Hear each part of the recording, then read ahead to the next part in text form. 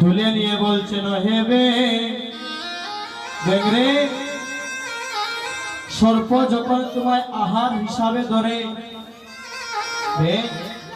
তখন তো তুমি আমার নাম করে কাঁদো, আমায় ডাকো, তবে আমি বুঝতে পারি তুমি বিপদে পড়েছো। কিন্তু আজ আমার ধনুক বানের নিচে পড়ে তোমার প্রাণ চলে যাচ্ছে, কিন্তু ওই একবার তো তুমি আমার নাম ধরে ডাকলে না, আমি কেমন করে বুঝবো তুমি বিপদে পড়েছো? ব্যাংকটা বলে দয়াময়, সর্প যখন আমায় আহার হিসাবে যে তীর্থে বৈষ্ণব নাই সেই তীর্থে কবু নাহি যাই, কি লাভ হাটিয়া দুরদেশ। যথায় বৈষ্ণবগণ সেই স্থান হয় বৃন্দাবন, সেই স্থানেই হয় আনন্দ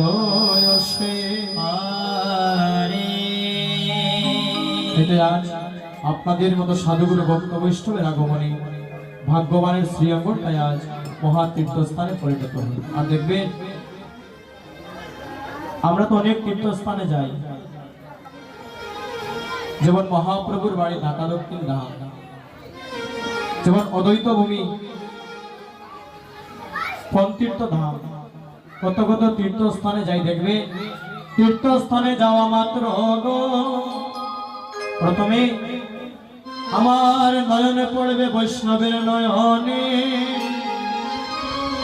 আর যদি কোন শুদ্ধ ভক্ত বৈষ্ণবের চরণগুলি যদি পাপী রঙে লাগাতে পারি, আমার অন্তরের মধ্যে যদি শত জন্মের পাপ থাকে, ওই বৈষ্ণবের চরণে দুলির গুণে শত জন্মের পাপ ওই মুহূর্তের মধ্যে চিরবিলীন হয়ে যায়। হরিবল। তাই তো তীর্থস্থানে গেলে বৈষ্ণব দর্শন করা মাত্র বৈষ্ণবের চরণ ধরে নিজ অঙ্গে লেপন করতে হয়। ত্রেতা যুগের কথা, একদিন ভগবান রামচন্দ্র আমার তার ধনুক বাণটা হাতে নিয়ে বসে আছে। রাম প্রভু আমার, রাম প্রভু তার ধনুক বাণটা হাতে নিয়ে দৃষ্টি দিয়েছেন আজ আকাশ পানে, অর্থাৎ রাম প্রভু ধনুক রেখেছেন মাটির মধ্যে আর নয়ন দিয়েছেন আকাশ পানে। হঠাৎ করে রামানুজ লক্ষ্মণ দর্শন করলেন, দেখলেন যেইখানে দাদা বসে আছে, রামচন্দ্র যেইখানে ধনুক রেখেছে, ওই ধনুকের নিচের মাটিখানা যেন রক্তে লাল হয়ে গেল। লক্ষ্মণ বড় চিন্তায় পড়ে গেল, কি হলো আজ দাদা? তাই লক্ষ্মণ আজ রামচন্দ্রের কাছে এসে বলছেন, দাদা গো দাদা, তুমি তো নয়ন দিয়েছো আজ আকাশ পানে, আকাশ পান থেকে দৃষ্টি ফিরিয়ে একবার তুমি মাটির মধ্যে দাও। তাই রাম প্রভু লক্ষ্মণের কথা শুনে ওই আকাশ পান থেকে দৃষ্টি দিলেন, আজ মাটির দর্শন করলেন। যেখানে তিনি ধনুকটা রেখেছেন, ওই ধনুকের নিচে চাপা পড়ে একটা বেগ, তার দেহ থেকে আজ প্রাণ চলে যাচ্ছে। রাম প্রভু ওই বেগটাকে আজ হস্তে তুলে নিলে, তুলে নিয়ে বলছেন হেবে দেখরে সর্প যখন তোমায় আহার হিসাবে ধরে তখন তো তুমি আমার নাম করে কাঁদো, আমায় ডাকো, তবে আমি বুঝতে পারি তুমি বিপদে পড়েছো। কিন্তু আজ আমার ধনুক বানের নিচে পড়ে তোমার প্রাণ চলে যাচ্ছে, কিন্তু ওই একবার তো তুমি আমার নাম ধরে ডাকলে না, আমি কেমন করে বুঝবো তুমি বিপদে পড়েছো? ব্যাংকটা বলে দয়াময়, সর্প যখন আমায় আহার হিসাবে ধরে গো, আমি তো বিচার দেওয়ার জায়গা পাই তোমার কাছে, কিন্তু দয়াময়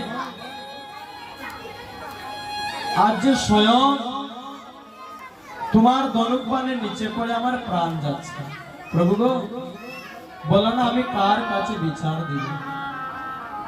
রাম প্রভু বলেন, বেগ এই মুহূর্তে তো তোমার দেহ থেকে প্রাণ চলে যাবে। ওই প্রাণ যাবার আগে যদি কোনো নিবেদন থেকে থাকে একবার আমার কাছে খুলে বলো। ভেঙে বলে, শোনো শোনো প্রভু,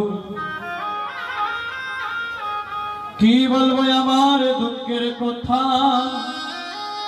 প্রভু গো, আমার নাম ছিল কর্ণব,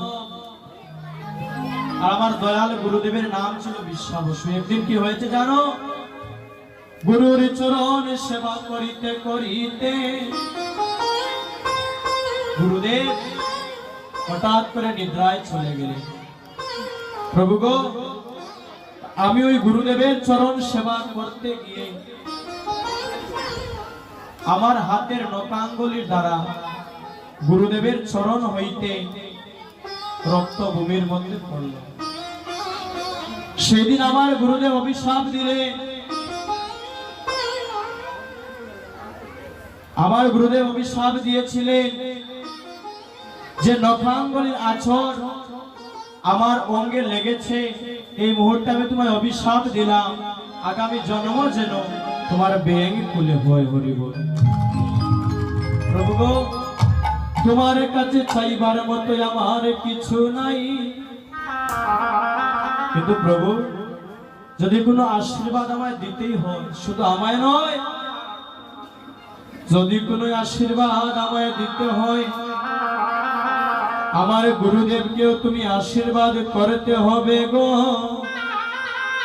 রাম প্রভু বলেন, রে কর্ণব রে, এই জন্মে তো হবে না। আমি যখন আগত দাপর যুগে ভগবান কৃষ্ণ হয়ে যাব, তখন তোমার গুরুদেব বিশ্বাবসু থাকবেন আমার ডান চরণের নুপুর হয়ে, আর তুমি কর্ণব থাকবে আমার বাম চরণের নুপুর হয়ে। দেখো, যদি শিষ্যের মতো শিষ্য হওয়া যাবে, শিষ্য গুরুদেব